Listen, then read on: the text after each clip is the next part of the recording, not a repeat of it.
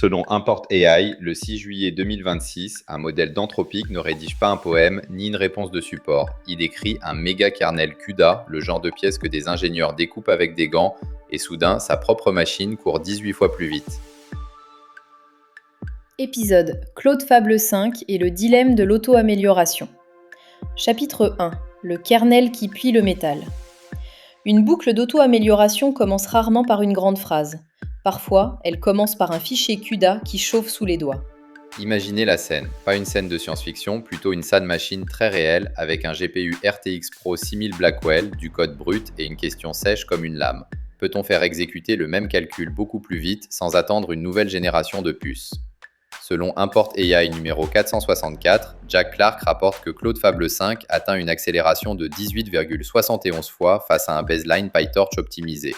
Dans le même test, Claude Opus 4.8 monte à 14,4 fois, tandis que GPT 5.5 reste à 4,34 fois. Ce n'est pas un podium de modèles, c'est une radiographie du déplacement de compétences.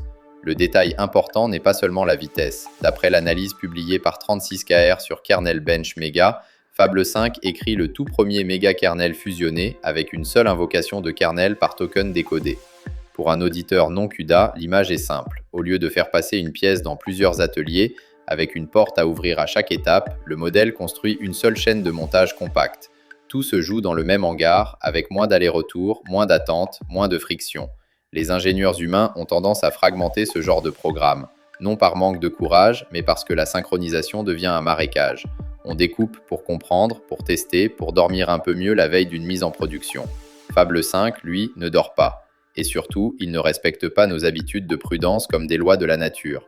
Voilà pourquoi l'épisode n'est pas une histoire de benchmark. La vraie question est économique.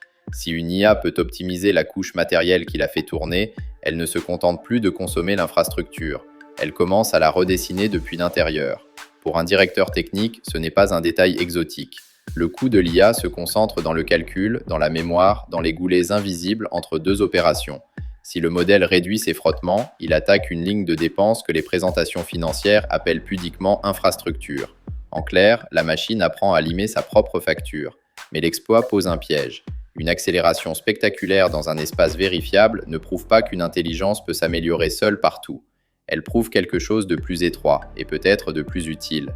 Quand la récompense est mesurable, quand l'échec se voit, quand le métal répond par oui ou par non, l'IA peut devenir un ingénieur d'optimisation d'une brutalité nouvelle. Reste la question ouverte. Est-ce le premier pas d'un décollage autonome ou seulement une très belle victoire dans une cage aux règles bien écrites ? Chapitre 2 Le vieux rêve du décollage. La singularité aime les images verticales. Fusée, explosion, courbe qui quitte la page. Mais dans l'industrie, une boucle ne décolle que si quelqu'un tait la rampe de lancement. L'expression auto-amélioration récursive a un parfum dangereux. Elle promet une machine qui s'améliore, puis améliore la machine qui l'améliore, jusqu'à produire un rythme que les humains ne peuvent plus suivre. C'est le vieux fantasme du décollage autonome, revisité avec des GPU, des laboratoires privés et des graphiques de performance. Jack Clark lit le résultat de Fable 5 comme un vrai début technique de boucle d'auto-amélioration récursive appliquée à l'infrastructure de recherche par l'IA elle-même, selon Import AI. La nuance compte. Il ne dit pas que la machine devient soudain souveraine sur tous les domaines. Il pointe un endroit précis où la boucle se ferme. Le modèle écrit du code qui rend le calcul du modèle plus efficace. Dans une entreprise, cette boucle a une valeur immédiate. Si l'IA accélère le décodage, réduit le coût par requête ou augmente le débit sur la même carte, elle transforme du CAPEX en avantage concurrentiel. Une même pile matérielle sert plus de clients, ou bien le même budget de calcul avale davantage d'expérience. Le gain ne flotte pas dans le ciel des idées. Il descend dans le compte de résultats, là où les marges respirent ou s'étranglent. Le type de pression concurrentielle, ici, n'est pas frontal au sens classique. Fable 5 ne vend pas un GPU contre Nvidia et ne remplace pas un fournisseur cloud dans le contrat. La pression est une compression par l'intérieur. Celui qui sait mieux exploiter le matériel aspire une part de marge qui appartenait jusque-là à la force brute. C'est moins spectaculaire qu'un nouveau modèle de langage, mais beaucoup plus difficile à imiter si le savoir se loge dans des milliers de micro-optimisations. La tentation devient alors évidente. Financer la quête d'une super-intelligence logicielle capable de se réécrire elle-même ou concentrer les budgets sur une IA qui co-conçoit ses propres chemins d'exécution. Le premier récit attire les capitaux parce qu'il ressemble à une frontière absolue. Le second ressemble à de l'ingénierie sale, avec des registres, des accès mémoire, des contraintes de synchronisation. Moins sexy dans une keynote, beaucoup plus audible dans une facture cloud. Pourtant, l'histoire de la tech récompense souvent les gains qui se cachent sous l'interface. Pour l'utilisateur, la réponse arrive plus vite. Côté investisseur, la marge brute tient mieux, et le laboratoire gagne davantage de cycles d'expérimentation dans la même semaine. Sous le capot, quelqu'un a retiré des cailloux de la chaussée. Le problème, c'est que le mot récursif donne vite le vertige. On imagine une boucle ouverte, sans main humaine, qui trouve ses propres objectifs et ses propres critères de progrès. Or, un méga-kernel n'est pas un monde. CUDA offre un terrain dur, presque métallique, où la performance peut être mesurée sans débat métaphysique. Le code compile, le test passe, le chronomètre tranche. C'est exactement là que l'enthousiasme doit devenir précis. Une boucle d'amélioration n'a de valeur que par son juge. Si le juge est fiable, la boucle apprend. Si le juge se déforme, la boucle triche, puis se convainc qu'elle progresse.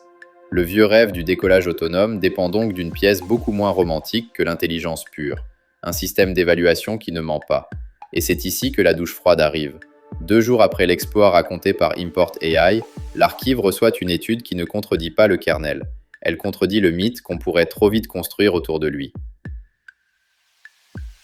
Chapitre 3. La douche froide d'Archive. Le métal répond franchement. Le monde, lui, parle avec du bruit dans la bouche. Entre les deux, l'auto-amélioration perd souvent son compas. L'étude de Chen et ses collaborateurs menée à UC Riverside et à l'EIT et publiée sur Archive en informatique sépare 2 choses que le débat mélange trop souvent. L'auto-raffinement borné et l'auto-amélioration récursive ouverte. Cette distinction paraît académique, elle est le cœur du sujet business. L'auto-raffinement borné, c'est la machine qui améliore une sortie dans un cadre connu.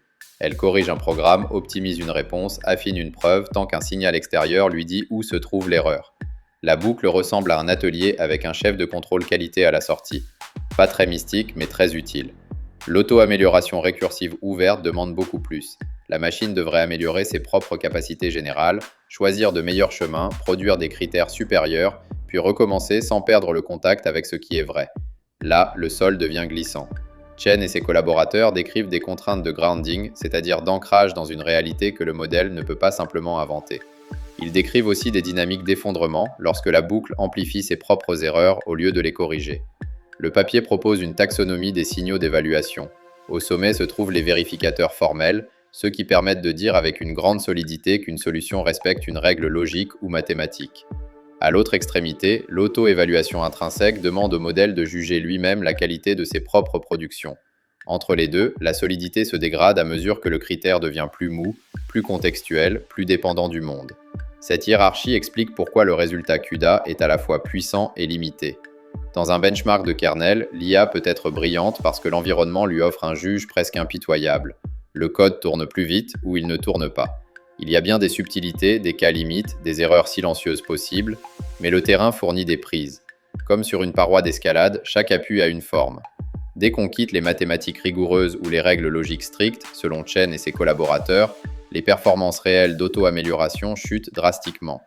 La raison n'est pas que les modèles deviennent stupides, elle est plus inquiétante. Ils peuvent devenir convaincants sans devenir plus justes. Dans un domaine où l'évaluation dépend du contexte, la boucle peut apprendre à satisfaire son propre miroir. Pour l'industrie, ce point est décisif. Les investisseurs aiment les courbes qui s'auto-entretiennent. Les ingénieurs savent qu'une boucle mal instrumentée finit par optimiser la métrique plutôt que le système. Dans un centre de données, cela peut donner un kernel plus rapide mais numériquement fragile. Dans une organisation, cela peut donner une IA qui produit des plans très élégants et très faux parce que personne n'a payé le coût du contrôle externe. L'étude ne tue donc pas l'auto-amélioration. Elle la dégonfle au bon endroit. Elle dit en substance que l'autonomie n'est pas gratuite. Pour qu'une IA améliore vraiment ses capacités, il lui faut un ancrage qui résiste à ses propres récits. Cela peut prendre la forme d'un compilateur, d'un démonstrateur ou d'un banc de tests physiques. L'essentiel, c'est un environnement dont les retours ne soient pas de simples préférences textuelles. La conséquence stratégique est moins agréable que le mythe. La partie rentable de l'auto-amélioration pourrait se concentrer dans les zones où la vérification est forte.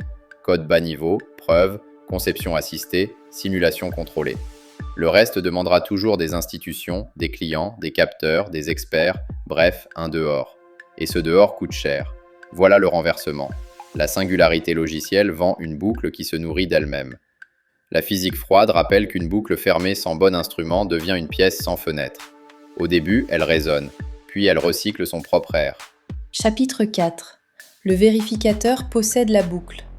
Une IA peut écrire le moteur, mais celui qui tient le banc de test tient encore la clé. Le pouvoir se cache dans l'arbitre, pas dans la phrase la plus brillante. Le mot vérification paraît modeste. Il sent le tableur, la procédure, le banc d'essai. Pourtant, dans l'auto-amélioration, c'est le lieu du pouvoir. Celui qui définit le signal de progrès définit la direction de la boucle. Prenez le méga-kernel de Fable 5. La performance s'évalue sur du temps d'exécution, de la correction, des contraintes matérielles. Le modèle peut explorer des formes que l'humain évite parce que le banc de test tranche sans se vexer. Une synchronisation ratée ne négocie pas. Un accès mémoire mal aligné ne fait pas semblant d'être acceptable. Le GPU est un juge froid, et c'est précisément ce qui rend la boucle productive. Dans les domaines ouverts, le juge devient humain, social, commercial, parfois politique. Là, une IA qui s'auto-évalue entre dans une pièce tapissée de miroirs. Ce biais la pousse vers les arguments qui ressemblent à ses anciens arguments. La cohérence interne finit alors par se faire passer pour un contact avec le monde. Et une amélioration de style peut masquer une dégradation de vérité. À l'oreille, tout cela sonne très bien. Chen et ses collaborateurs décrivent ce danger à travers l'effondrement des boucles qui reposent sur des signaux faibles. Si le modèle devient juge et candidat, l'incitation se tord. Il n'a même pas besoin de tricher consciemment, ce qui serait déjà trop anthropomorphique. Il suffit que le processus de sélection favorise des sorties qui flattent le critère interne. Au bout d'un moment, la boucle apprend le goût du juge, et le juge est elle-même. C'est ici que l'épisode touche la gouvernance, mais par les incitations, pas par la morale. Une entreprise qui déploie des agents autonomes doit se demander où se trouve le vérificateur dur. Pour le code, ce peut être un test reproductible. La logistique offre parfois un signal tangible, comme un colis livré ou perdu. En stratégie, le retour arrive tard, mélangé au marché, aux concurrents, à la chance. Plus ce retour se décale, plus la boucle peut raconter une belle histoire pendant qu'elle s'éloigne du réel. Le coût caché de l'auto-amélioration, c'est donc le coût de l'évaluation. Beaucoup de plans IA sous-estiment cette ligne. On budgète les GPU, on négocie les licences, on recrute des chercheurs capables de pousser les modèles. Puis le projet découvre que le vrai goulet n'est pas la génération, mais la validation. Quelqu'un doit construire le banc de test, maintenir les cas limites, détecter les régressions, relier la métrique à la valeur client. La valeur ne se capte pas toujours là où la démo impressionne. Le modèle attire la lumière, mais le workflow possède souvent la marge. Dans l'IA applicative, l'acteur qui contrôle le processus métier de bout en bout transforme le modèle en fonction intégrée. Celui qui ne possède qu'un fragment d'intelligence se fait absorber par le canal ou par l'outil déjà installé. Avec l'auto-amélioration, la même logique revient par une autre porte. Le modèle qui s'améliore dépend du système qui prouve qu'il s'améliore. Voilà pourquoi l'exploit de Fable 5 peut être lu de deux façons. Lecture maximaliste, la machine commence à optimiser son propre substrat. Lecture structurelle, Anthropic montre qu'un modèle puissant devient beaucoup plus précieux quand on l'enferme dans une boucle vérifiable. La deuxième lecture est moins bruyante. Elle explique mieux où ira l'argent. Un laboratoire qui possède le modèle mais loue le matériel n'a pas le même levier qu'un acteur qui contrôle la pile complète. Un fournisseur cloud qui voit les kernels, les traces d'exécution et les contraintes des clients apprend autre chose qu'un simple éditeur d'API. La boucle d'auto-amélioration n'est pas seulement cognitive, elle est industrielle. Elle se nourrit de mesures, de retours matériels, d'erreurs observées sur de vraies charges. Le mur théorique n'interdit pas de progresser.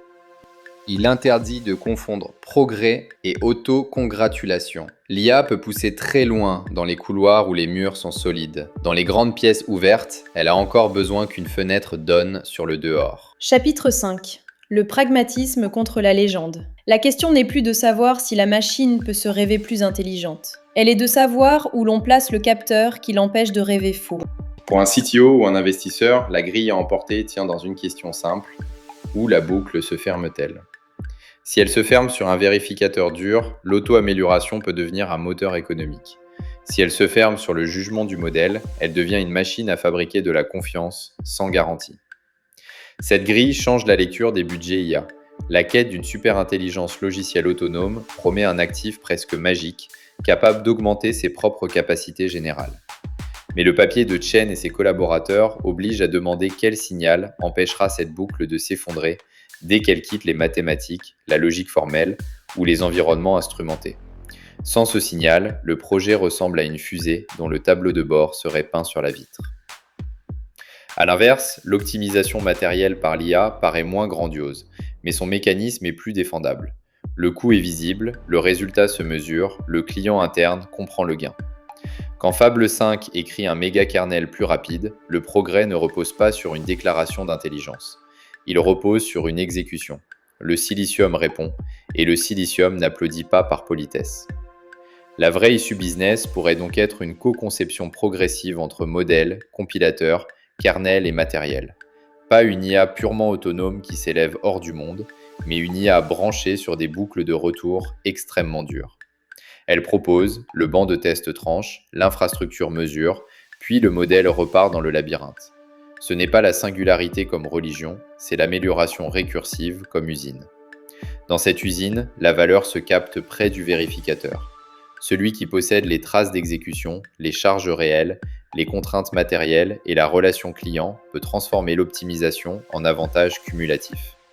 Celui qui ne possède que le modèle risque de vendre de l'intelligence au tarif de l'appel d'API, pendant qu'un autre acteur apprend comment cette intelligence se comporte dans la matière. Le fossé n'est pas seulement dans les poids du modèle, il se creuse dans les retours que les concurrents ne voient pas. Il faut aussi regarder le coût de sortie. Si une entreprise laisse une IA optimiser ses kernels, ses graphes d'exécution et ses chemins mémoire dans une pile propriétaire, elle gagne peut-être beaucoup, mais elle déplace aussi une dépendance. Le fournisseur ne vend plus seulement du calcul, il vend une forme d'adaptation intime entre le modèle et la machine. Une alliance se renégocie par contrat. Une pile optimisée de l'intérieur se quitte avec des bleus. C'est là que le dilemme devient stratégique. Financer l'autonomie pure, c'est parier sur une percée théorique capable de résoudre le problème de l'ancrage. Financer l'optimisation matérielle, c'est parier sur des boucles plus étroites, mais monétisables plus vite. Les deux paris peuvent coexister, mais ils ne racontent pas le même risque. Le premier casse si le vérificateur manque, le second casse si le gain reste trop spécifique pour se généraliser. L'erreur serait de choisir avec une émotion. Enthousiasme d'un côté, scepticisme de l'autre. Le bon critère n'est pas le niveau d'émerveillement, c'est la qualité du retour. Quand un modèle annonce qu'il s'est amélioré, demandez ce qu'il a contredit pendant le processus. Quand un fournisseur promet une boucle autonome, cherchez le banc d'essai, le client réel, la mesure qui résiste au modèle. On revient alors au 6 juillet 2026. Le moment important n'est pas qu'une IA ait écrit du CUDA très vite. Le moment important est plus froid. Une machine a trouvé de la performance parce qu'elle travaillait dans un espace où le monde répondait fermement. 2 jours plus tard, Chen et ses collaborateurs rappelaient que, sans cette fermeté, la boucle peut s'écrouler sous le poids de ses propres évaluations. Ce n'est pas une contradiction, c'est la carte du terrain. À gauche, des couloirs étroits où l'IA peut accélérer l'infrastructure, rogner les coûts, déplacer la marge. À droite, des espaces ouverts où l'auto-évaluation devient fragile et où le progrès demande encore un dehors coûteux. Entre les deux, l'industrie doit choisir où placer ses milliards, ses équipes, ses promesses. La prochaine fois qu'un communiqué vous vendra une IA qui s'améliore toute seule, ne demandez pas seulement ce qu'elle a gagné. Demandez qui tient le chronomètre, qui possède le banc de test et qui paie quand le critère se trompe. Le modèle court peut-être plus vite, la boucle, elle, n'est fiable que si le monde tient la laisse. Gardez cette question pour le prochain benchmark spectaculaire. La machine s'est-elle vraiment améliorée ou a-t-elle seulement trouvé un miroir plus flatteur que le réel ?